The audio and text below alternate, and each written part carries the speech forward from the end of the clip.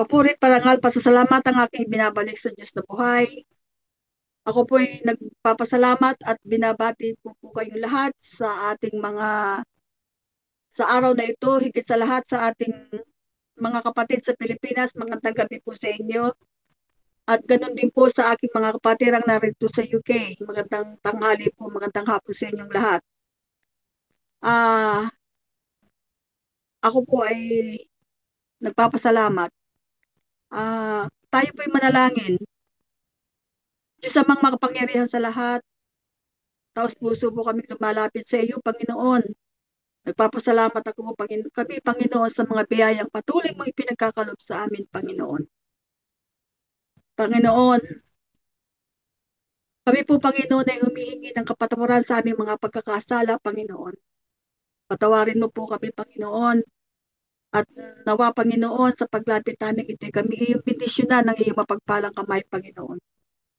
Ang mga kapatirang naririto, Panginoon, sa gawain ito, Panginoon, ay tinataas ko, Panginoon. Higit sa lahat, Panginoon, nawa ang aming kapatid na si Brother Albert, Panginoon, ay makarating ng mabalhati at makapiling namin sa gawain ito. Kasama ang aming mga kapatid na nasa Pilipinas, Panginoon. Itinataas ko po sila, Panginoon, sa inyo, Panginoon. Ganun din po, Panginoon.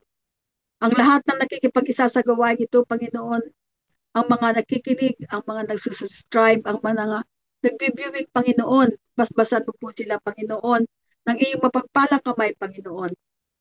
Panginoon, ako po'y humingi sa inyo ng awat habag, Panginoon, na lahat ng aming mga kapatiran sa ngayon, Panginoon, ay maglalahad ng kanilang mga tunay na mga nangyayari sa kanilang buhay ayon sa iyong mga kautusan, Panginoon. Kaya, Panginoon, bigyan mo po sila, Panginoon, ng katalinuhan na nanggagaling sa iyo, Panginoon. Higit sa lahat, Panginoon, ay itinataas ko po, Panginoon, ang lahat ng ito sa iyo.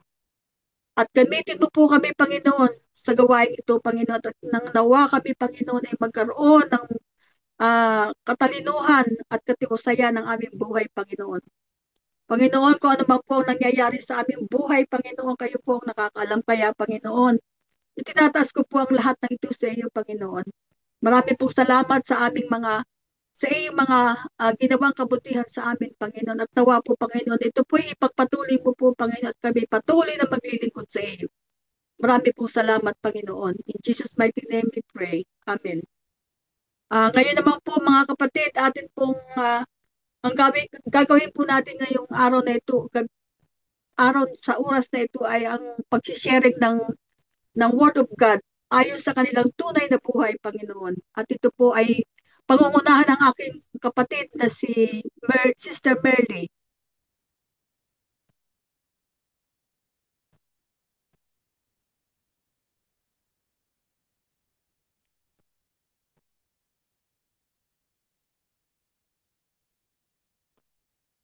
Sister Merly, nasaan ka?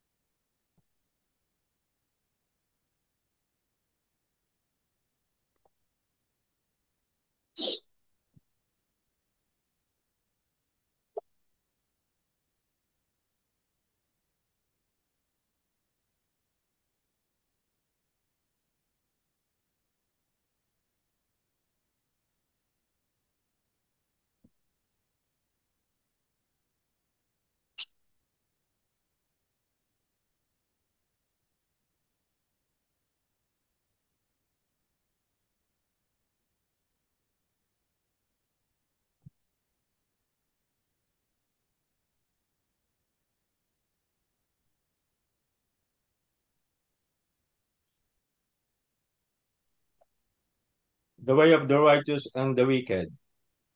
Psalm chapter 1, verses 1 to 6. Blessed is the man who walks not in the counsel of the wicked, nor stands in the way of sinners, nor sits in the seat of scoffers. But his delight is in the law of the Lord, and on his law he meditates day and night.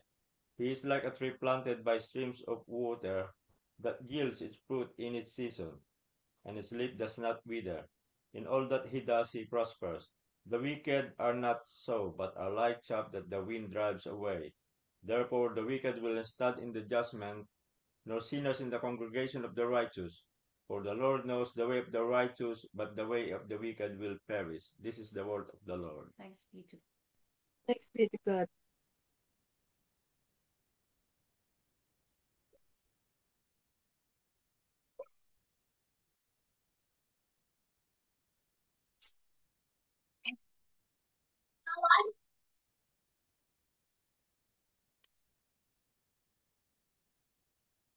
Sister Merly, kayo na po.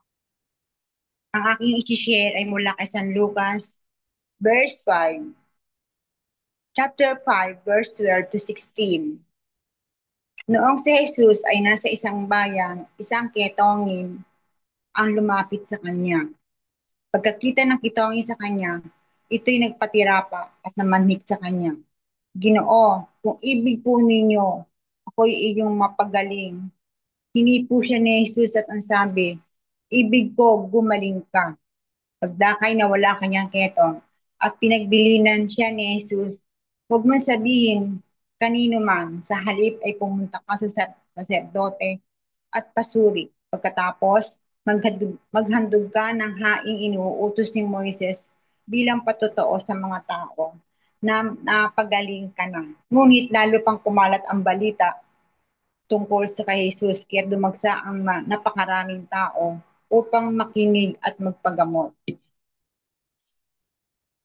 Ano ba ang hinihiling mo sa Panginoon? Ano ang laman ng inyong panalangin? Marami sa atin ang tinuruan ng tinatawag na acts kapag nagdarasal. Adoration, contrition, thanksgiving at supplication. Kapag nagdarasal daw tayo, unahin ang adoration, ang sambahin ng Diyos.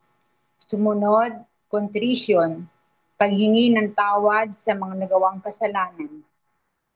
Pangatlo, thanksgiving, pasasalamat sa kanyang mga kabutihan. At ang panghuli, supplication, ang pagsambit ng mga kahilingan o ninanais na mangyari.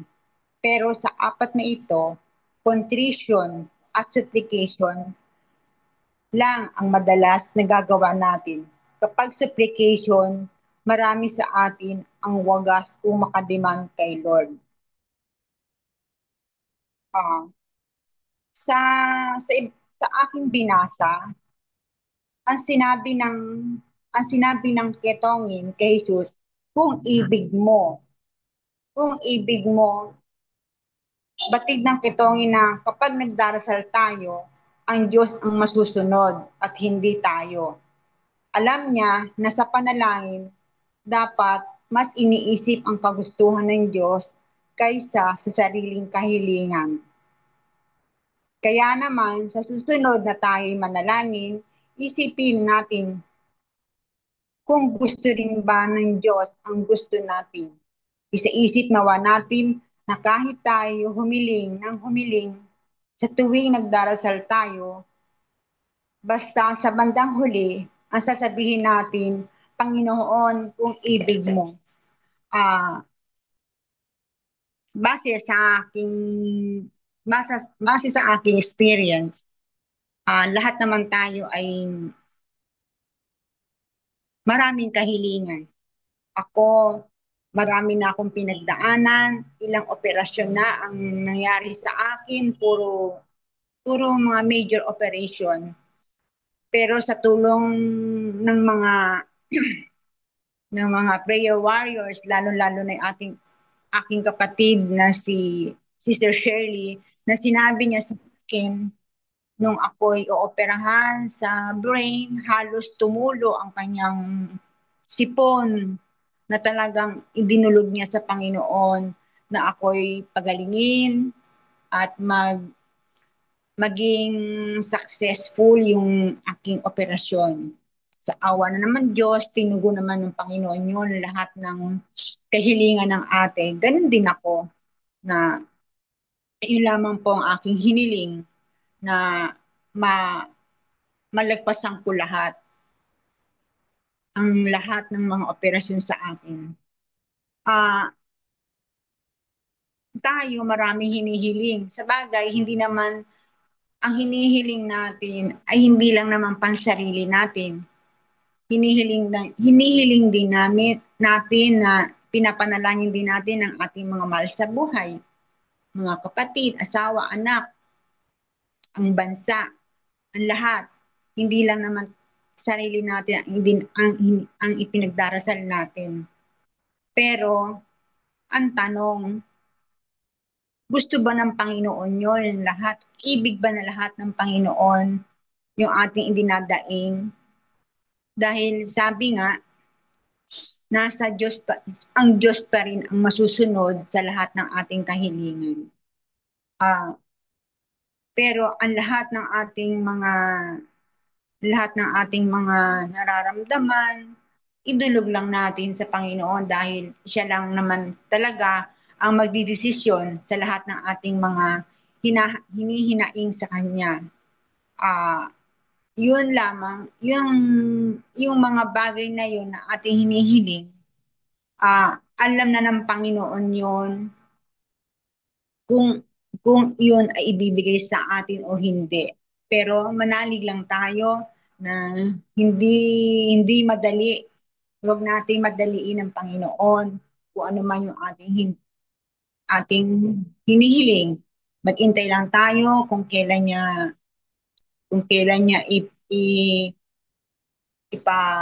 ibigay, dahil sabi nga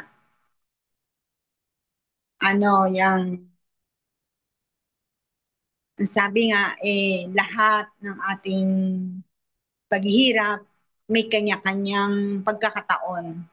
Kaya ano man ang ating dinadala sa buhay, mahirap man o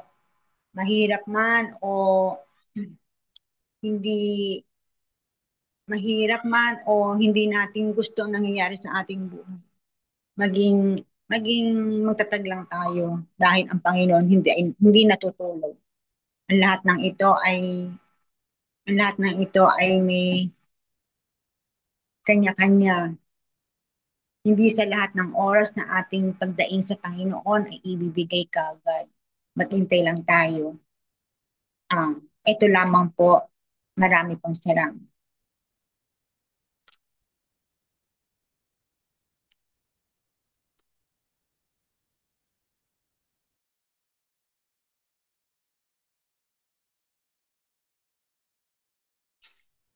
Sister Shirley, ako ba ang susunod?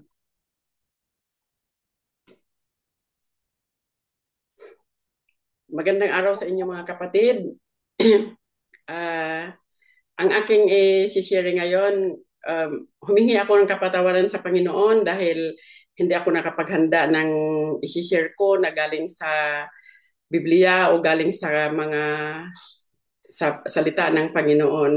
Ang i-share ko ngayon ay ang natatanggap namin na blessings ng aking buong pamilya at ang lahat ng aking panalangin sa Panginoon na ngayon ko na-realize lahat na ang lahat ng panalangin ko ay tinupad na ng Panginoon. Ang unang-unang ko mga kapatid, noong nasa Saudi Arabia pa ako, sa sobrang hirap ng trabaho noon na dinanas ko na halos 2 o 3 oras lang ang tulog namin, talagang kahit dati pa man, kung mananalangin ako, hindi naman ako humaharap sa mga rebulto o basta kung saan ako naroroon. Although naniniwala pa ako sa mga rebulto noon, pero ang gawa ko noon kahit saan ako nakaharap o kung saan ako nakaupo o saan ako man banda, nananalangin ako na ipinapanalangin ko noon kasi ako ang tagaluto sa Saudi noon. Sobrang hirap talaga. Pinapanalangin ko noon palagi na, Lord, nakikita nyo na ang paghihirap ko, sa sobrang hirap ko, Panginoon. Hinihiling ko po sa inyo, Panginoon, na naway, sabi ko, hindi ako nagrereklamo na ako ay isang katulong. Yun ang inaano ko sa Panginoon. Hindi ako nagrereklamo, Lord, na ako isang katulong, Lord. Ito'y ipinagpapasalamat ko sa inyo dahil binigyan niyo ako ng hanap buhay para sa aking pamilya. Pero hinihiling ko po sa inyo, Panginoon, na naway isang araw, sabi ko, makakita ako ng amo ko na hindi na ako magluluto. Yun ang sabi ko, kahit natratrabahuin ko lahat, basta hindi na ako magluluto, sabi ko. Yun ang pinapanalangin ko palagi noon doon, nung nasa Saudi pa ako. Tapos nung nakarating na nga ako dito sa London, mga ilang taon na ako, yung pinakaunang amo ko nga, na-realize ko talaga, sabi ko, uy, hinihiling ko noon sa Panginoon na hindi na ako magluluto. Totoo, nandito na. Sabi ko, ito na yung binigay sa akin ng Panginoon. Talagang dininignan niya ang mga panalangin ko na hindi na ako magluluto. Kasi yung amo ko noon dyan sa Chalpuntan Latimer, talagang hindi na ako nagluluto. Yung painit-painit na lang. Kaya nagpapasalamat ako sa Panginoon na yun, dininig niya ang panalangin ko. Pero naniniwala ako na pag nananalangin tayo o may hinihiling tayo sa Panginoon, hindi niya binibigay kaagad. Marirealize mo na lang na natupad na pala yun pag ilang panahon na ang nakaraan, maano mo na natupad na pala lahat ang panalangin mo. Tapos ang pangalawang panalangin ko na naman, na ang hinihiling ko na naman sa Panginoon, noon sabi ko hindi yata pinapakinggan ng Panginoon ang hiling ko kasi hindi ko ipagkakaila. Ang problema namin talaga yung anak ko na lalaki dahil nalulunga siya sa bisyo na kahit na anong gagawin talagang marami siyang yung gumagawa siya siguro na nagda-drugs na hindi namin alam hanggang sa naumpisahan na nahuli siya. Yung kulong niya ngayon na yan, pangatlong kulong na niya yan. No, nakulong siya sa Manila, nakulong siya sa Taytay. Pinapanalangin ko kasi malayo ang pinagkakakulungan niya kung sino-sino ang pinakikiusapan ko na bibisita sa kanya para lang mayroong bibisita sa kanya kasi kawawa din naman na walang bibisita. Kaya mabuti na lang mayroon din ako mga kamag-anak doon sa malapit sa pinagkakulungan niya. Yun ang mga pinakikiusapan ko na bibisita sa kanya. Pero ipinapanalangin ko rin sa Panginoon na magbabago siya, na darating ang araw na sana magbago siya. Tapos isang ipinapanalangin ko nga, Lord, kung talagang Panginoon, kung ano ang binabalak niyo, Panginoon, kung makulong ang anak ko, Lord, kahit dito na lang sana sa malapit sa amin para hindi na namin problema ang pagbibisita sa kanya, Panginoon. Yun ang palagi kong pinapanalangin noon. Sabi ko, Lord, kung hindi pa magbabago ang anak ko, kung ano man ang plano ninyo, kung makulong man siya, Panginoon, kahit dito na lang sa malapit, sabi kong ganon. Tapos, noon iniisip ko, sabi ko, Diyos ko, sabi ko, hindi niyo ako pinagbibigyan. Yun pang iniisip ko pa minsan yan, pero humingi din ako ng kapatawaran sa Panginoon. Nung bandang huli nga, ngayon naiisip ko, itong lately na lang naiisip ko, sabi ko, dininig ng Panginoon ang panalangin ko na makulong siya sa malapit. Kasi nakulong siya ngayon dyan na sa amin sa Aguo. Nabibisita na namin anytime, nabibisita na ng mga kapatid niya, lalo-lalo na si Cheryl. Kasi siya talagang nagbibisita sa kay Binbin. Kaya yun rin ang inaano ko ng Panginoon. Siguro yan pagkakulong niya ngayon na yan dahil nandiyan na medyo inano na namin siya diyan sa loob. Magdadalawang taon na siya. Baka yan na ang umpisa ng pagbabago niya. Kaya sabi ko, maraming salamat talaga sa Panginoon na yan na siguro ang plano ng Panginoon na diyan na siya makulong para tumagal na siya diyan na siya magbabago. Kaya yan pa rin ang hinihintay ko na isasagot ng Panginoon sa lahat ng panalangin ko na magbago talaga ng tuluyan yung anak ko. Tapos ang pangatlo, ang dami kong hinihiling sa Panginoon talaga.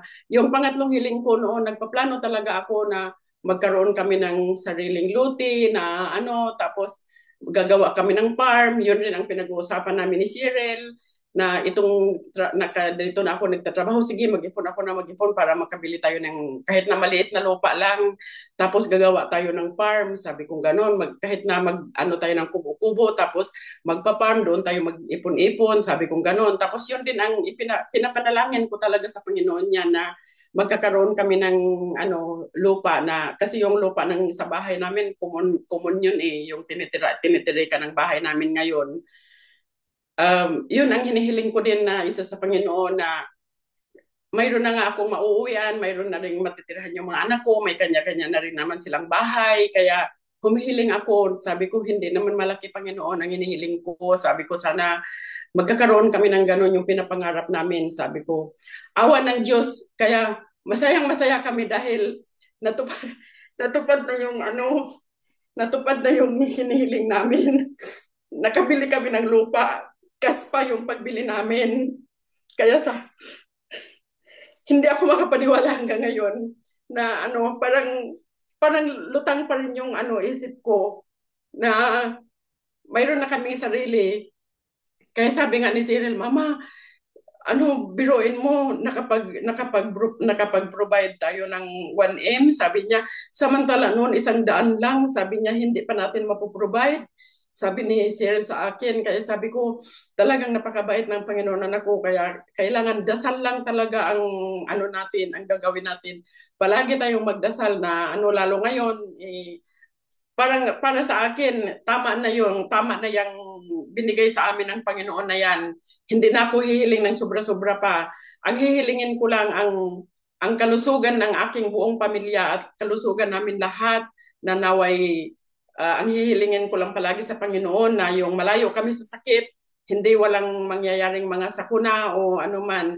Yun lang ang hinihiling ko sa Panginoon, hindi na ako hihiling ng kung ano pa man. At kung mayroon pa siyang ibibigay sa amin, tatanggapin ko ng buong puso at buong pasasalamat.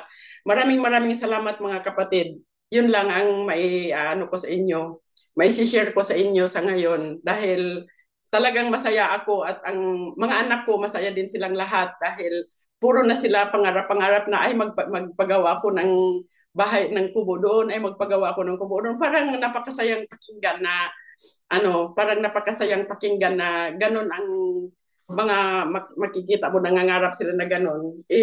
Tungkol naman sa anak ko na lalaki, sabi ko, diyan na muna siya. Sabi ko, total nandiyan naman siya sa Agoo para magtanda at mag-ano siya at talagang naway tuluyan na siyang magbabago. Sabi ko, para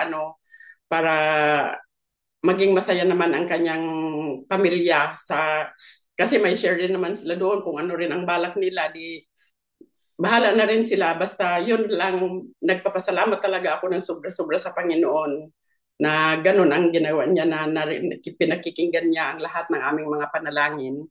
Maraming salamat mga kapatid. Yun lang ang may share ko sa inyo.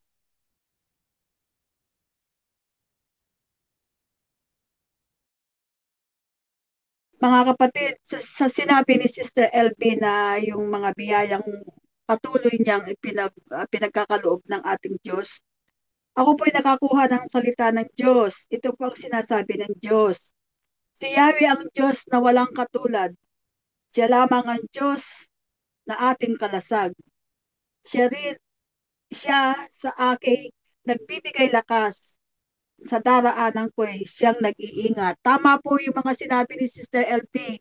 At ito po ay talagang ang Diyos ay walang katulad at binigay niya ang lahat ng kanyang mga hinihiling. Siya nagbibigay ng mga defense sa ating sarili at ang kalakasan at ang pananalig ay taglay niya sa kanyang buhay, kaya magpasalamat tayo sa Diyos na buhay. Ay ngayon naman po tawagin natin si Sister Eileen sa kanyang paghihiwatig ng kanyang Bible sharing. Ay, ako na. Magandang umaga po sa inyong lahat dyan sa UK at magandang gabi naman po dito sa Macau at sa mga kapatiran natin dyan sa Pilipinas. Ang aking isi-share po ay galing sa First Thessalonians chapter 5 verse 18 at Kawikaan Kawikaan, chapter 17, verse 20 to 22. Unahin ko lang po yung Unahin ko lang po yung 1 Thessalonians chapter 5 verse 18. In everything give thanks, for this is the will of God in Christ Jesus concerning you. So yun nga po, yung tulad nga po ng sabi ng mama ko, sa lahat po ng dumarating sa buhay natin, either pagsubok man yun o blessings, wag na wag po natin kakalimutang magpasalamat sa Panginoon. Kasi yun po yung inutos niya, in everything, give thanks to the Lord. Kasi po, hindi naman tayo bibigyan ni Lord ng pagsubok na alam niya na makakasama sa atin. So yung mga pagsubok na yun, alam niya na yun yung magpapatibay sa atin, at saka mas magpapalapit sa atin kay Lord. Kaya binibigyan niya, inaalaw ni Lord na dumanas tayo ng mga pagsubok sa buhay. Kasi sa mga times, karamihan po sa atin, hindi natin kilala si Lord pag dumadanas tayo ng karangyaan ng buhay. Minsan nakakalimutan natin si Lord. Kaya inaalaw ni Lord na dumanas tayo ng pagsubok para maalala natin siya, para para mas maging tight yung bond natin kay Lord, yung relationship natin kay Lord, para mas maging mas maging malapit tayo sa Panginoon. Kaya inalaw ni Lord na magkaroon tayo ng maraming pagsubok. And yung nasabi nga po ng mama ko na hindi siya nagreklamo na siya ay katulong. Ngunit humiling siya, nagpasalamat siya na binigyan siya ng pangkabuhayan. Tsaka patuloy pa rin siyang nagpipray, patuloy pa rin siyang nagdadasal na masagot ni Lord yung mga panalangin niya. So, kaya kailangan po sa lahat ng pagkakataon ng buhay natin, lagi nating alalahanin si Lord. Hindi yung naalala lang natin siya kapag kailangan natin siya. Dapat in sickness and in health, lagi nating naalala si Lord. Kasi yun po yung utos niya. Ngayon po sa Kawikaan chapter 17 verse 20 to 22. Hindi uunlad ang taong baluktot ang pag-iisip at ang taong sinungaling ay dadanas ng kasawian. Ang anak na hangal ay nagdudulot ng kalungkutan at kabiguan sa magulang. Ang pagiging masayahin ay parang gamot na nakabubuti sa katawan, ngunit ang pagiging malungkutin ay nagpapahina ng katawan. Tama po yun. Nung mga nakaraang week po, yan, parang nagkaroon kami ng, hindi naman siya talaga argument nila mama ko, kaming magkakapatid, tsaka kasama si mama ko. Kasi meron po kaming parang relative na parang lumapit kay mama, parang ano kasi, parang madalas kasi si mama kapag may nagsasabi sa kanya, nagbibigay siya kaagad kahit parang niluloko na siya ganon. So, syempre kami bilang anak ko, parang nasasaktan din naman kami na niloloko nila yung mama namin. So, sa mga pagkakataon po na yon, tapos parang nagkaroon po kami ng parang mga pag-usap-usap ganyan na dapat hindi ka pumapayag na niloloko ka, hindi ka ano. Tapos ang lagi lang sinasabi talaga sa amin ng mama namin is hayaan nyo na, hayaan nyo na. So, ang sinasabi namin, oh yes, hayaan, kaya lang ganito. Then, napag-isip-isip din po namin, napagtanto namin na parang na-realize din namin, kaya hindi sila umuunlad kasi nanloloko sila ng kapwa nila, parang ganon. So, nasa Bible din po pala yon, yung ganon na yung hindi unlad ang taong baluktot ang pag-iisip at ang taong sinungaling ay dadanas ng kasawian. So, ibig sabihin, talagang binibigyang favor po ni Lord yung yung mga taong yung mga ibinababa po, iniaangat ni Lord, at yung mga mapagmataas, yun yung ibinababa ni Lord.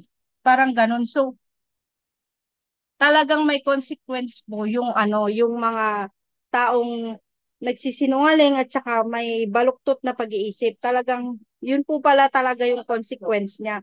Kasi parang out of nowhere nasabi din po namin, kaya hindi sila umuunlad sa buhay nila kasi nanloloko sila ng kapwa nila, ganun. So, tapos nabasa ko po dito sa kawikaan na ganun, yung nasa Bible po pala talaga siya na hindi umuunlad yung taong baluktot yung pag-iisip at saka taong sinungaling.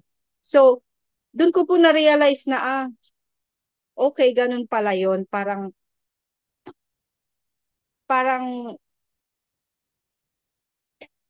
in kapalit po in return ng mga panluloko nila kay mama, mga ganyan.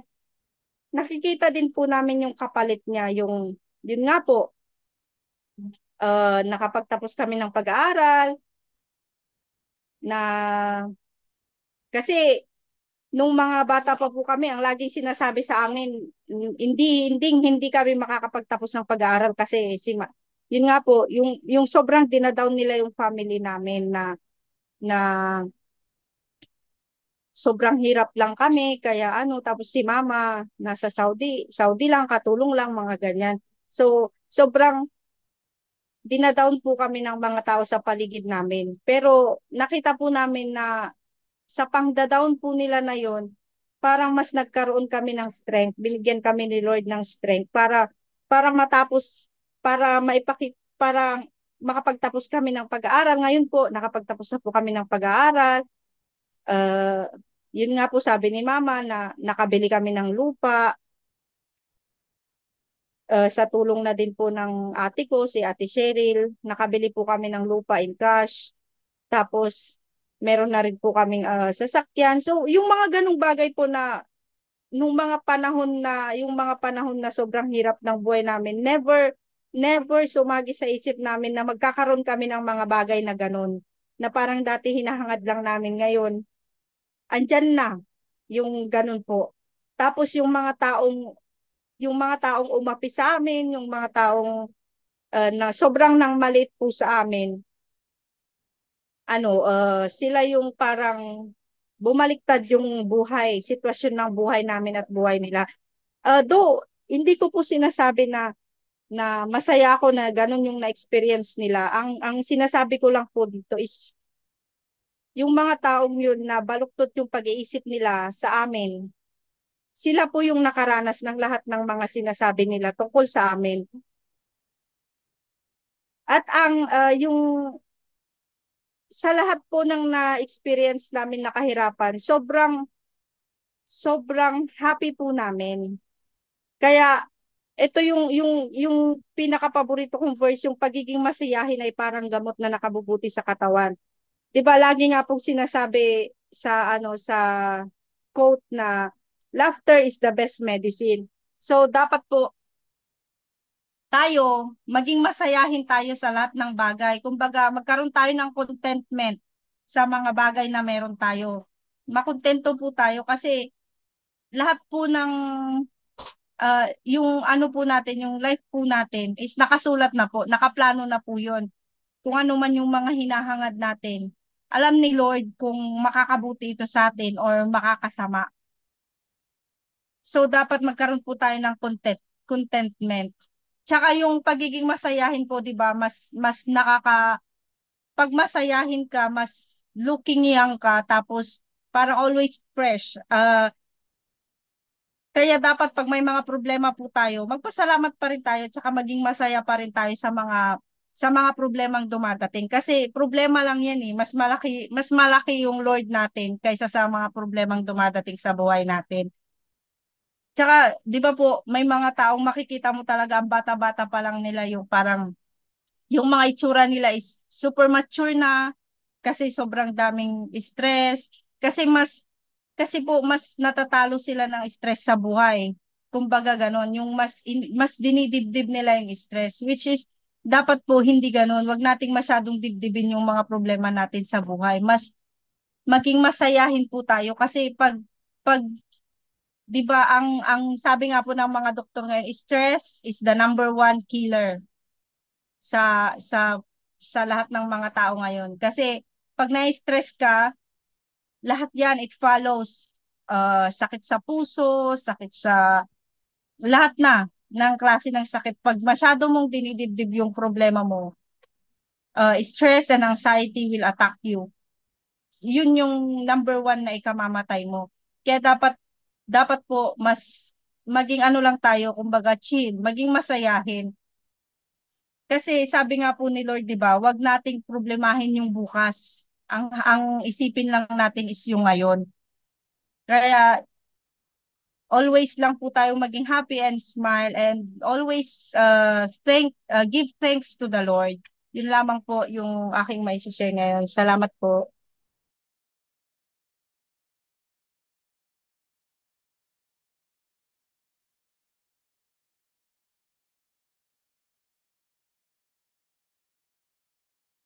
Mr. Libay, kayo na po.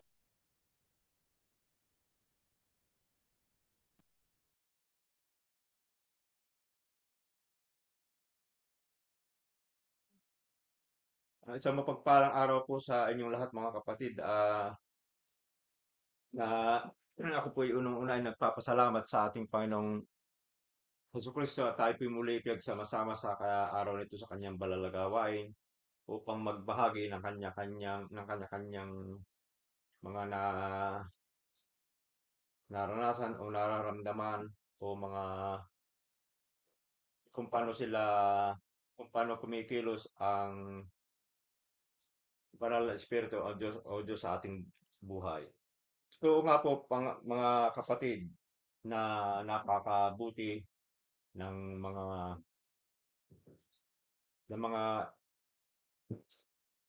ng Diyos at ang ating mga magaganda yung mga nagiging resulta na kagaya nating tumatalima o sumusunod sa kanyang mga utos sapagkat lahat po ng kanyang mga aral ay napakabuti. Ito po ang sabi sa aklat ng Santiago sa chapter 1, verse 17. Ang bawat mabuting kaloob at ang bawat sakdal na kaloob ay pawangbuhat sa itaas na bumababa mula sa Ama ng mga ilaw na walang pagbabago ni kahit anuman ang pag-iiba. Talagang lahat po ng nanggagaling sa itaas ay mabubuti. Hindi po tayo mapapasama. At tayo po bilang tayo po ay tinawag ng Panginoon, hindi po pala po tama kung siyempre tayo dito sa lupa, lalo-lalo tayo mga tinawag. Hindi po natin dapat po pwedeng sabihin kung tayo may nagagawang kasalanan. Okay po yung aminin natin tayo makasalanan sapagkat kung hindi po natin aaminin na tayo makasalanan ay dinadaya po natin ang ating sarili. Hindi po ang Panginoon Diyos kundi ang ating sarili sapagkat alam po ng Panginoon Diyos kung ano po ang laman ng ating puso, alam din po niya, nababasa po niya ang ating puso at isip kung ano pong ating motibo sa pananatili natin sa kanyang banal na gawain. At ang isa nga pong patunay na yung pong hindi po natin pwedeng sabihin tayo ay tao lamang, na itanong ko po yan kay Brother Albert kahapon, ay yung pong nakasulat sa John 3:16 na babasahin ko po sa inyo. Ito po ang sabi sa John 3:16.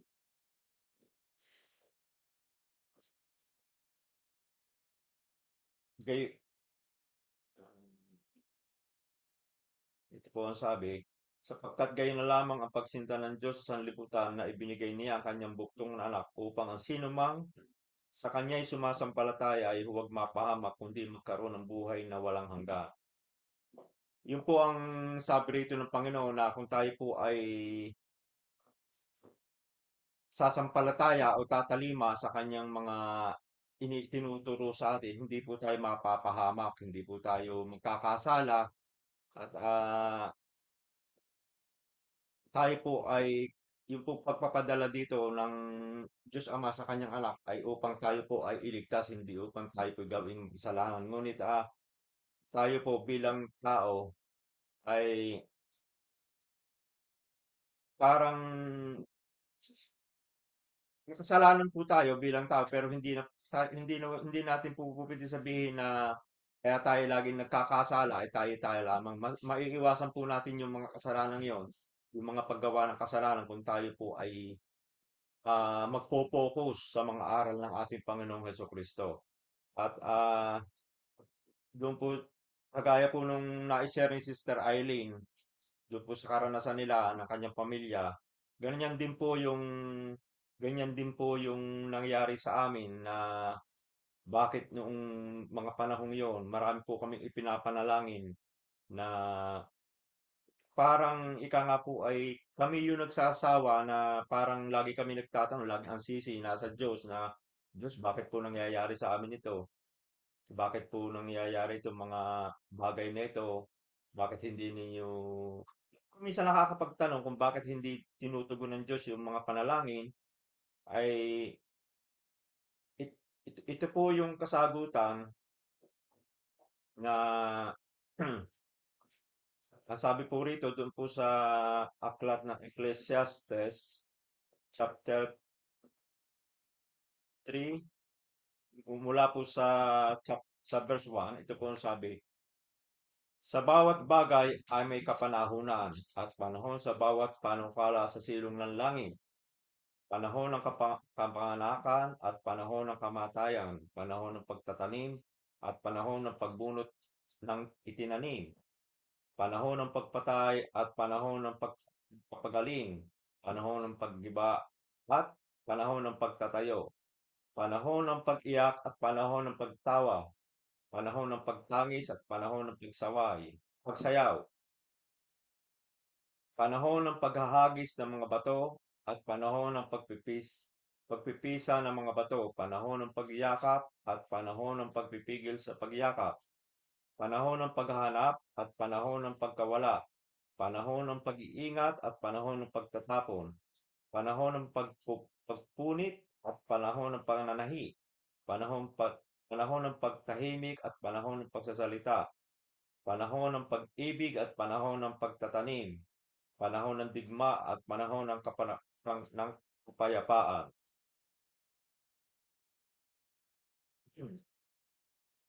Ito po yung mga bagay na ito po isang patunay na ang bawat bagay po na nangyayari sa ating buhay ay may kanyang-kanyang panahon sapagkat kami po ay taon din ang binilang doon sa aming mga suliranin sa mga pagsubok na dumadaan na hanggang ngayon naman po may mga pagsubok at kung ating nga pong mapupuna, kung ating pong susuriin, tayo po'y magtataka, tayo po'y nasa paglilingkod, kasi siguro iniisip natin, ganyan din po ang aking kaisipan nung ako'y babagong tinawag dito sa gawain na sabi ko sa aking sarili na tayo nasa gawain, siguro palapit tayo sa Diyos, hinahanap natin ang Diyos, bakit bakit nagkakaroon pa rin ng mabibigat na pagsubok? Ngunit yun po yung mga pagsubok na yun na pag natin pong nalampasan, kagaya po namin nung nalalampasan po namin ng paunti-unti, ay talagang ika nga po ay inaani na yung pagtsatsaga, yung bibigay ng panahon sa ating Panginoon, umaani na ng magagandang bagay sapagkat yun po naman po ang pangako sa ating Panginoon Kristo na sumunod lang po tayo sa Kanya ay unahin po natin siya ay ang lahat ng bagay na ating hinihiling, na ating mga minimithi sa buhay ay Kanyang ipagkakalob sa atin kung tayo po ay sumusunod ng tama sa Kanyang mga utos, kung ano man po yung Kanyang mga pinag-uutos na sa atin, lalong-lalo na po sa ating pananampalataya, sapagkat hindi po tayo makakapasok sa Kanyang kaharian kung meron po tayong isang isang isang bagay na hindi rin kung sa 10 bagay po ay siyam lang ating magagawa, ay hindi rin po tayo makakapasok. Kaya ako po'y nagpapasalamat at yung mga dumarating po yung tamang panahon doon sa mga bagay na aming ipinapanalangin, kagaya po nga po nung aming problema sa amin din pong anak na talagang matagal na panahon namin dinala-dala yon. Ngayon po ay 27 anyos siya. Yun po yung nagsimula nung siya 14 anyos, 15 anyos. So kung bibilangin ko, napakatagal na panahon naming dinadala yung problema yun sa kanya. At ngayon nga po ay talagang umaani na ng mabuti at maganda na po yung kanyang tinatahak na landas. At kaya naniniwala po ako dito sa nakasulat nito sa Ecclesiastes na talagang may kanya-kanyang panahon at bawat isa nga po sa atin siguro na may mga siguro po may mga kapatiran tayo na hanggang sa ngayon ay nag-aantay pa rin.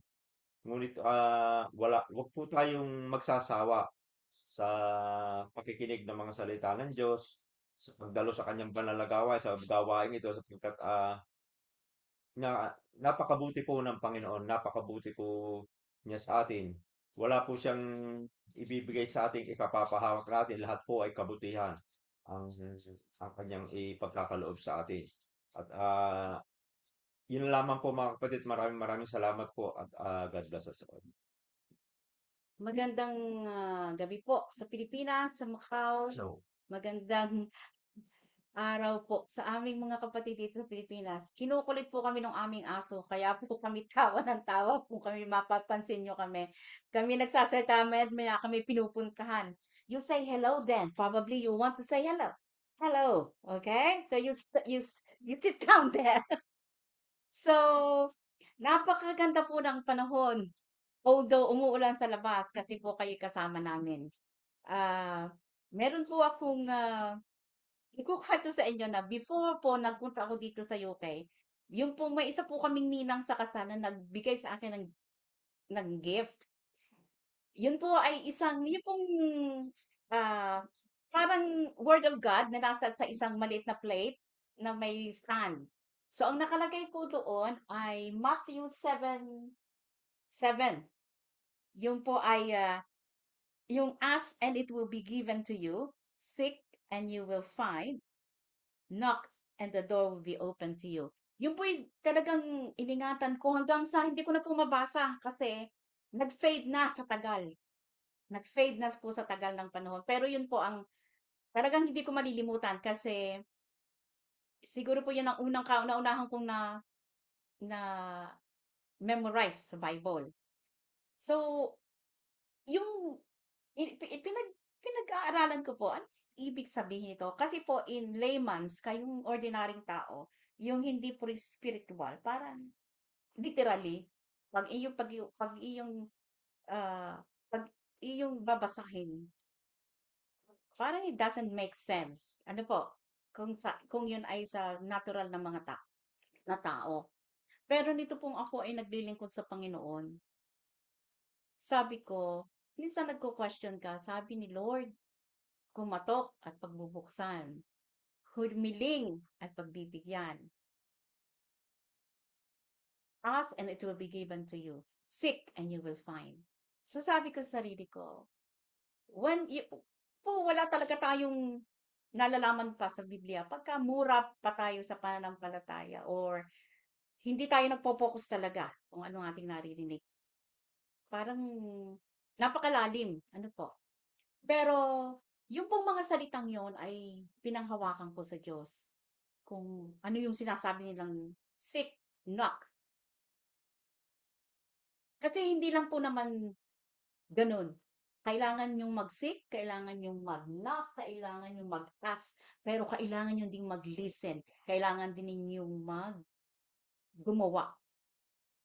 Kung ating pong isinasagawa, ang ating naririnig kada Sabado, you will see po that according to the Bible, you have to seek first. Ano po? Ang sabi nga po sa Tagalog, meron po kasing nako Tagalog. Maganda pong basahin pag Tagalog. Datapwat, ito po yung Matthew 6:33. Datapwat hanapin muna ninyo ang inyong kaharian at ang kaniyang katuwiran at ang lahat ng bagay na ito ay pawang idaragdag sa iyo. Even though we ask, even though we seek, even though we knock, hindi po ito mapapabigay sa atin kung hindi natin hahanapin ang salita ng Diyos. So pag hinanap po natin ang salita ng Diyos, it will increase our faith. Dito po magsisimula ang pagtugon ng Panginoon. At according po sa kanya, sinabi po ng brother husband ko yung Ecclesiastes 3:1. Ang sasabihin ko naman po, Ecclesiastes 3:1. For everything po, there is a season, a time, for every matter under the heaven. Hindi po kaysa sa ating hiniling mangyayari kaagad. Kasi may dahilan ng Panginoon. Probably, this is not the proper timing because this is not the right time for you. There must be something going on. Parang yung pong paghiling ng, sana tumama ako sa loto. Sa Biblia po, hindi tayo allowed mag-gambling. So, kung tayo pinaniniwala sa Diyos, huwag tayong magsabi, sana tumama ako sa loto. Sana, Lord, pag tumama ako sa loto, bibigay ko to. Magcha-charity ako. Alam nyo, isi-share ko. Sabi nga po, the means doesn't satisfy the end. Kung hindi, sabi nga po ni Brother Albert, kung magbibigay ka magcha-charity ka, kung magbibigay ka ng pera sa gawain, huwag mo itong kukuhanin sa manggagaling sa sugal. Dapat ito'y manggaling sa magandang pinagmulan. Kasi hindi ito magiging kalugod-lugod sa Diyos kung hambawa ang iyong i-charity ay ang igaling sa pinagsugalan mo. Tulad ng Robin Hood, ang purpose niya ay magnakaw para magbigay. Para po sa akin, meron siyang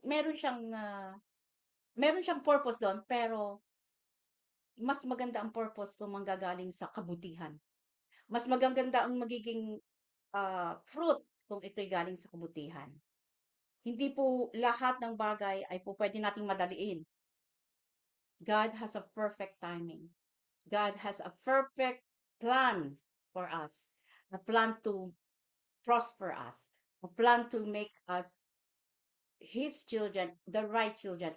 A plan for the right path and the light and soul to our brothers and sisters.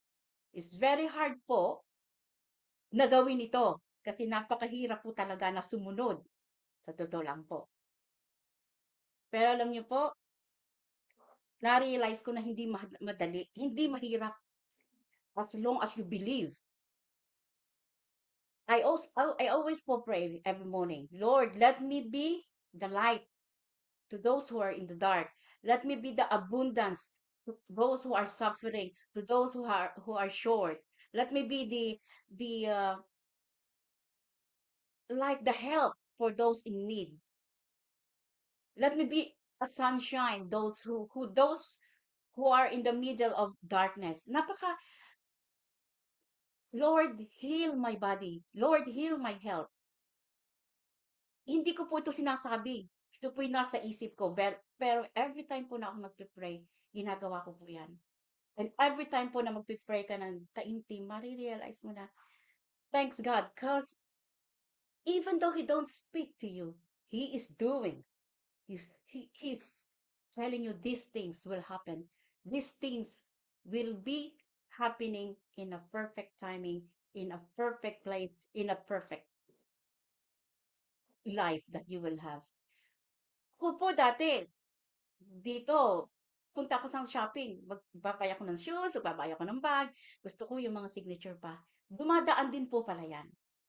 Itinutuwid ka rin ng Panginoon sa way ng life mo as long as, so sabi ko sa kay Courtney, every time we will go out, before I step out of the house, I will say, Lord, guide me on my spending.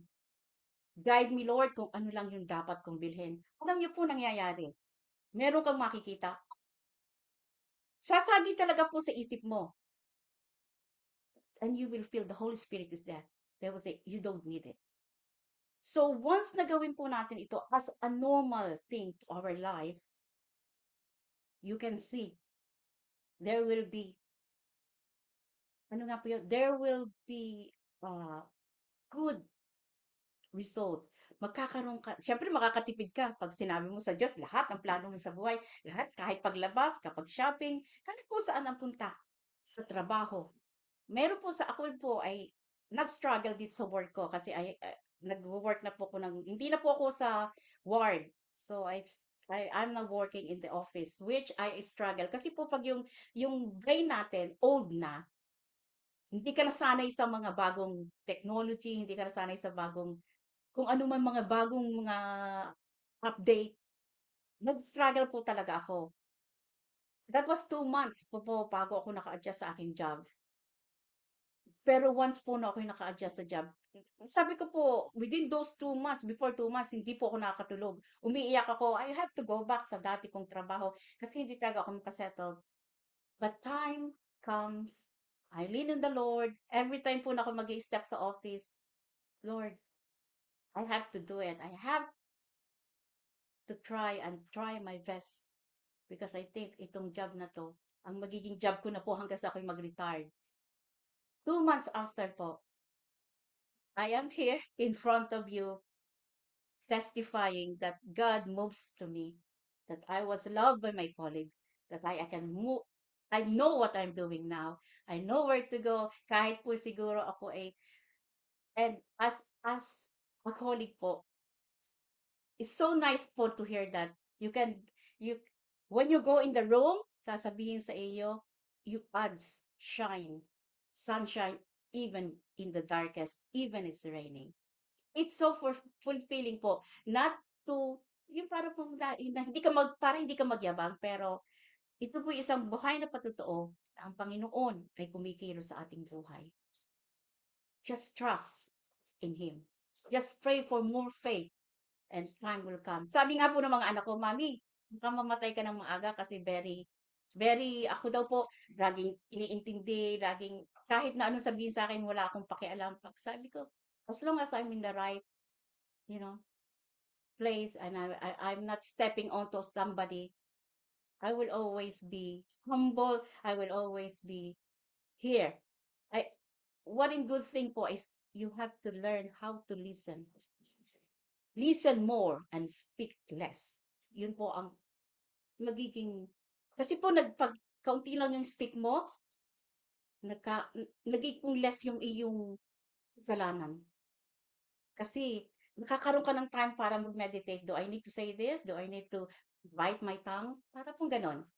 But anyway po, ito po ang nangyayari sa aking buhay ay dahil sa Panginoon. Wala po akong may ipagmalaki.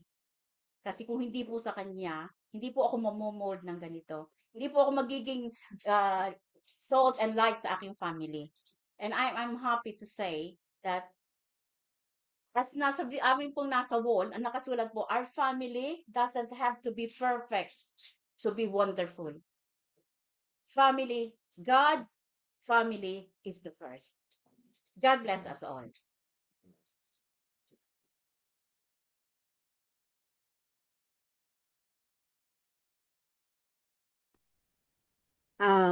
Magandang hapon po sa inyong lahat at pagpalain tayo ng ating pong may kapal. Ang akin naman pong babahaginan ay sa aking pong nakuhang talata galing sa Galatians chapter 6 verses 7 to 10. 7, huwag ninyong lilangin ang inyong sarili. Ang Diyos ay di madadaya ni numan. Kung ano ang inihasik ng tao, iyon din ang kanyang aanihin. Ang nagsisikap sa mga bagay ukol sa laman ay aani ng kamatayan. Ang nagsisikap sa mga bagay ukol sa espiritu ay aani ng buhay na walang hanggan. Kaya huwag kayong magsawa magpagawa ng mabuti pagdating ng takdang panahon. Tayo'y mag-aani kung hindi tayo magsasawa, Samantalahin natin ang lahat ng pagkakataon sa paggawa ng mabuti sa ating kapwa, lalo na sa ating kapatid sa pananampalataya. Ako po ang aking ipatutuo sa salitang ito ay galing po sa aking tunay na at naranasan ko sa aking buhay. Noong po ako'y dumating dito sa United Kingdom, talaga naman pong puspusan ng aking pagtatrabaho at ang lahat ng gusto kong mangyari ay nakakamtan ko dahil sa aking pagkaunawa at sa aking sarili ay kaya ko dahil ako'y nasa murang edad pa, hindi murang edad sa kalakasan ng iyong katawan. Hindi ko po nakikilala ko ang Panginoon, pero hindi po ako yung nagsisimba ho ako tuwing linggo, pero ang aking pananalig sa Diyos ay hindi matatag at hindi talagang sinusunod ko ang kanyang mga salita. Ang lahat ng ito ay aking nakamtan, ang lahat ng aking nais mangyari, ang mga pagtulong, nagagawa ko dahil ako po ay bago umalis ng Pilipinas ay ang lahat ng aking mga expenses ay pautangan na sinasabing 5-6. Ngayon nung mga pangyayaring iyon, talaga naman pong ako ay nandadaya sa aking mga employer dahil ako noon ay panggabi. Ang ginagawa ko noon ay dahil palibhasa ako ang in-charge ng aming house ay nagagawa ko mandaya ng oras at para magpahinga ng aking katawan at dahil sa kinabukasan ako ho ay magtatrabaho na naman dahil gusto kong makamtan ang mga pangangailangan ko sa salapi. Nabayaran ko po ang lahat ng aking mga pangungutang noon. Ang aking pong mga pandaraya ay alam kong yun ay hindi hindi dapat gawin dahil nakikita po tayo ng Panginoon kung anong ang ating mga ginagawa. Ako po'y laging humihingi ng kapatawaran at pagpapasalamat. Kanya nga lamang po, hindi ko maiwasan kung ano ang aking gagawin dahil ang lahat ng aking mga nasa sa isip ay gusto ko makamtan ang lahat ng aking mga nais mangyari. Ang lahat ng iyon ay pinagsikapan kong sa lakas at sa mga oras na nagdaan ay hindi ko inaksaya ang aking mga panahon. Ang nakaraan mga taon ay ako po'y nag-ani ng magandang kapalaran dahil po sa aking kalakasan at na ipinagaloob ng ating Diyos. Pero yung pala po ay hindi dapat nating gawin sa ating mga employer dahil sila ang ating nagsusustain ng ating buhay kay anong ating kalakasan at ang ating mga financial matter. Pero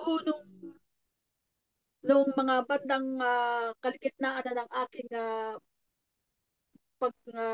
pagtatrabaho, dumaan ang mga pagsubok sa aking buhay, sa family life, sa asawa, sa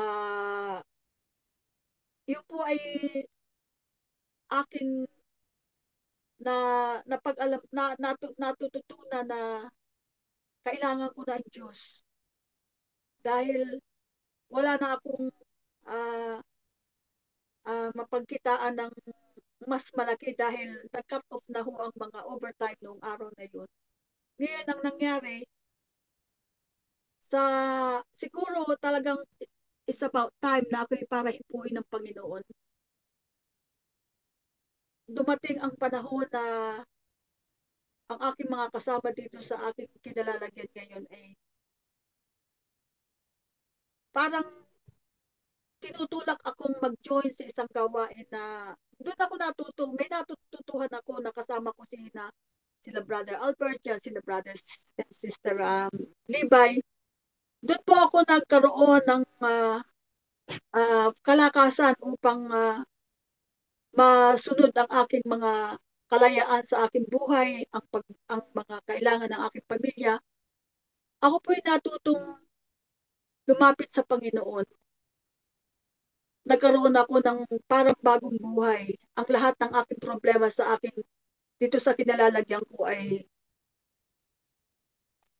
parang unti-unti ako umaangat at ang lahat ng mga problema ko sa financial at sa lahat ng aking pangangailangan ay nasusunod dahil talagang kumapit ako sa ating Panginoon na nawa ay malampasan ko ito. Kaya nga ang sabi nila, hindi mahirap ang iyong gagawin. Magkaroon ka lang ng katatagan at pananampalataya sa Panginoon. Ginawa ko po ang lahat ng iyon. Ang ginagawa ko noon hanggang sa kami nagkahiwa-hiwalay, nariyan ang aking pagtulong, nariyan ang aking mga pagbibigay ng tulong sa mga kapwa. Pero ang nangyayari ay at the end ng aking marami pa silang sinasabi na kaysa ako daw po'y mayabang. Yun ang sinasabi ng aking mga kasamaan sa isang pananampalatayang aking sinapian. Ako daw po ay nambabaoy. Hindi, kaya parang ako para nila akong sinusumpatan pa sa mga ginagawa ko. Pero yun ho ay taos-puso kong ginagawa upang kami magkakasama sa isang gawain na yung bahong tagang bonding namin ay isang matatag upang kami pag-uwi at pag-alis ay magkakasamang walang katapusang pagmamahala sa bawat isa. Pero at the end of the day po, ako ay narin ang pagpaparinig na ako daw ay ganyan, kaysa ako daw ay mayabang, kaysa ganun. Lahat pong yun ay dinamdam ko, pero sa kabila ng lahat ay parang hindi yata wasto ang aking napuntahan upang ako'y manalig sa ating Panginoon. Ngayon, kahit ho yung mga nasa mataas yung mga tinatawag na council, ako ho ay kinukorner niya sa isang lugar, sa isang room para ako'y pagsabihan, na kayso ganito, kayso ganon. Ako ho ay parang ang nangyayari na lang sa akin, umiiyak na lang ako. Sabi ko, Lord, bakit ganito po? Ay pinagkikita ng isang mananampalataya, isa pa naman siyang marunong o siya halos lahat alam na niya ang Biblia. Ganun pa rin ay pagkikita sa akin. Dapat suportahan ako dahil ako noon ay sa pagkaraan ng 4 na buwan, ako ay na-elected na bilang isang coordinator. Ginawa ko ang lahat na yun. Oo nga, wala akong kaalaman. Hindi pa malakas ang akin. Hindi pa matatag ang aking kaalaman sa yung mga salita ng Diyos. Ayun nga nangyari. Kaming magkakasama. Kahit din sa aming pananalig noong panahon yun, kami magkasamang ni Brother Albert, sina Sister Libay. Humiwalay kami dahil nga sa mga pangyayari at alam naman at alam ninyo at alam namin na ganun nga ang mangyayari. Naghiwalay kami at ito nga ang aking aming ginagawa na kasama kayo na ang pananalig ay tapat na katuruan na nanggagaling sa banal na Biblia. Kaya ako'y taos-pusong nagpapasalamat kay Brother Albert at ito po ang nangyari sa akin. Sa mga panahong nagdaan, mayroon kaming isang simbahan sa awa ng Diyos tuwing linggo. Naroon ako, gumigising ako ng madaling araw para ihanda kung ano ang dapat gawin, dapat dalhin. At sa awa ng Diyos, binigyan ako ng lakas at sa tulong ng aking mga kapatiran, hindi nila ako pinabayaanan. Nandyan ang panahon, malamig, umuulan, ang yelo. Talagang tinanggap ko at pagsisikap na upang ako'y matuto na maging kasama ko sa isang gawain ito pong Church of God in Christ Jesus. Na una itawag namin Bible Group. Kaya ako'y nagpapasalamat at dahil dito ay nagkaroon ng isang na natututo ako at malakas ang aking pananalig. Pagkaraan ho ng mga taong iyon, dumaan ang malaking pagsubok sa akin dahil ako po ay nagkaroon ng karamdaman. Naroon ang aking patuloy ako naglilingkod, patuloy ako nananalangin sa awat hawa at mga panalangin ng kapatiran. Ako po ay talagang ang tulong ng kasama sa pananampalataya, mga kapatid sa pananampalataya ay napakatibay. Gaya rin nga ho nang nangyari sa aking kapatid. Yan ho'y nasa hospital dahil ang kanyang operasyon ay very serious, major operation. Ako po'y gumugulong sa panalangin sa kanya upang siya ay gumaling. Pero ako'y nagpapasalamat. Bakit kamo? Hindi po siya nalagay sa ICU dahil ang kanyang brain ay naopera dito sa lower ng kanyang ulo. Ako po'y nagpapasalamat dahil kumilos sa amin ang Panginoon, pati pinansyal. Maraming tumulong at ang lahat ng iyon ay sa panalangin ng mga kapatiran at sa kapatiran ng kanyang mga kasama sa kanyang pananalig sa kanyang pananampalataya. Kumilos po ang Panginoon sa kanya at ganun din po sa akin. Sa pagdaan ng panahon, ako po ay dumaan ng maraming pagsubok. Nandiyan ang radiotherapy, ang chemotherapy, injection. Ako na ang nag-i-inject para hindi na ako pupunta sa hospital. Alam niyo, 2 taon akong naghirap. Nag-iisa ako sa bahay na ito. Ang lagi kong kasama, ang Panginoon. Ang anak ko naman, pumupunta sila dito. Pero ang lahat ng pangangailangan ko ay ibinibili para ako ay magkaroon ng pangangailangan ko sa aking material. Yung pagkain, lahat binibili nila para ako ay mabuhay. Pero sa awa ng Diyos, ang lakas ng aking katawan ay parang katulad din na halos ang gamot ay natatanggap ng aking katawan. Kaya ang aking pananalig ay umasa ako sa Panginoon dahil alam kong hindi niya ako pababayanan. Nariyan ang infection ko sa aking dugo, sa white cells ko, bumababa. Lahat talagang nalampasan ko yan. Ang ambulance laging nasa sa akin. They guide me kung anong gagawin, kung anong gamutan ang ipapagkaloob sa akin. Alam niyo mga kapatid, sa aking pananampalataya, at ang ngayon, tapos na ang aking treatment, lahat ay nalampasan ko na, wala na akong iniinom na gamot. Ang mangyayari na lamang in every 4 months, i-check up ako ulit ng aking yung white cells ko, saka yung blood level ko, lahat. Yun po ang titignan. At ngayon, kahapon nga, nagpangita kami sa highway ko sa lugar na aming pinagtagpuan ng mga kapatid. Ang nararamdaman ko sa aking sarili ay bago akong buhay, bagong lakas, bagong buhay na ipinagkaloob ng Panginoon. Ang aking nararamdaman sa katawan ay para akong sariwa ang aking katawan. Yun nga lamang ang aking katawan. Siyempre, ang buto ko, ang ating mga paa ay parang humihina. Yan o ang unang bahagi ng katawan, ang humihina ang katawan. Kaya ako'y taus-pusong nagpapasalamat at ang lahat ng aking mga itinanim sa ating Panginoon ay inaani ko ng katagumpayan, higit sa lahat ang kalusugan, ang lahat ng aking nais mangyari ay nakamtan ko, ang aking mga material na bagay ay naibigay ko na, at ang aking na lang nais mangyari sa aking buhay ay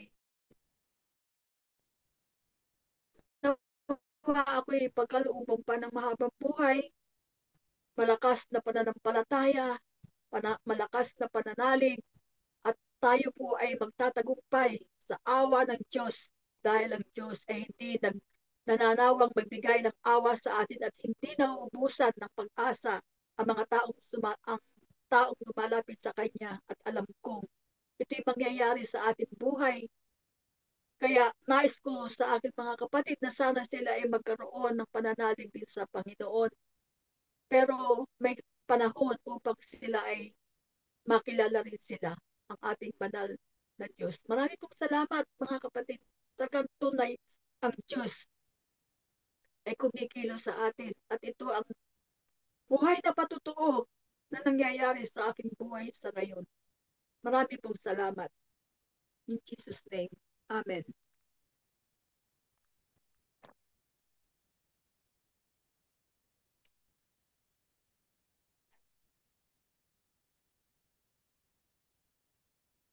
Ngayon naman po ay tawagin natin si Sister LB sa kakanta pa ba si Sister Joy? Sister LB, closing prayer na po. Nandiyan si Brother Albert.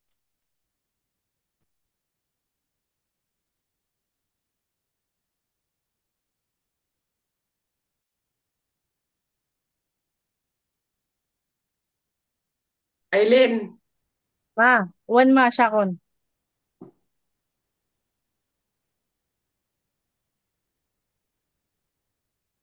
Yes, Lord, maraming salamat po sa araw na ito na kaming muli ay nagkasama-sama, Lord, upang sa papurihan at pasambahan kayo, Lord. Pinagpapasalamat po namin ang isang victorious service, Lord, ngayong araw na ito, Lord. Salamat po sa paggabay, pagpatnubay at pagyakap ng pagmamahal sa amin, Lord, ngayong araw na ito at sa isang buong linggo na nagdaan sa buhay namin, Lord. Maraming salamat po, Lord. At binigyan niyo po kami ng knowledge and wisdom, Lord, upang makapag-share po kami ng uh, bawat ng inyong mga salita, Lord, at um, mai-share din po namin, makapagpatotoo rin po kami ng lahat ng mga blessings, Lord, na natanggap namin mula sa inyo. Lord, ipinagpapasalamat po namin ang lahat-lahat ng aming mga natatanggap mula sa inyo, Lord. Ito man po, Lord, ay pagsubok, Lord, o biyaya, Lord, na aming nakukuha. Lahat po ng ito, Lord, ay taos-puso po namin ipinagpapasalamat at tinatanggap mula sa inyo, Lord. Pagkat alam po namin, Lord, na ang lahat po ng ito ay pinapayagan ninyong mangyari sa buhay namin upang kami po ay mas lalong maging matatag at mas lalong mapalapit sa inyo, Lord. Ipinagpapasalamat din po namin, Lord. Ipinagpapasalamat ko din po, Lord, ang buhay ng lahat ng aking mga kapatiran na inyong ginagamit na inyong ginamit, Lord, sa gawain ito, Lord, upang maging victorious po ang aming gawain ngayong araw na ito. Uh, at sa aming mga kapatid, Lord, na hindi po nakadalo, Lord, naway i-guide niyo po sila, Lord, upang makasama po namin sila sa susunod na linggo ng aming gawain. Lord, ipinagpapasalamat din po namin ang patuloy niyong pagyakap, paggabay at pagpatnubay at pagyakap ng pagmamahal, Lord, sa amin, gayon din po sa aming buong pamilya.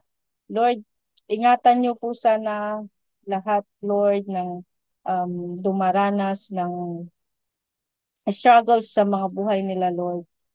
Ay comfort niyo po sila, Lord, because you are the greatest comforter. At pagalingin niyo po, Lord, yung lahat po, Lord, ng dumaranas ng illness, Lord. We know, Lord, that you are the greatest doctor, Lord. Kayo lamang po ang makapagpapagaling sa kanilang lahat. Lord, ingatan niyo po kami sa pang-araw-araw na buhay namin at pangunahan niyo po kami sa lahat ng aming mga gagawin at sa lahat po ng aming mga napakinggan na inyong mga salita, Lord, naway ito po ang magrema sa aming mga puso't isipan at magamit po namin ito sa pang-araw-araw naming pamumuhay. Kayo po ang laging manguna sa buhay namin, Lord. Ito po ang aming samot dalangin sa ngalan ni Jesus. Amen.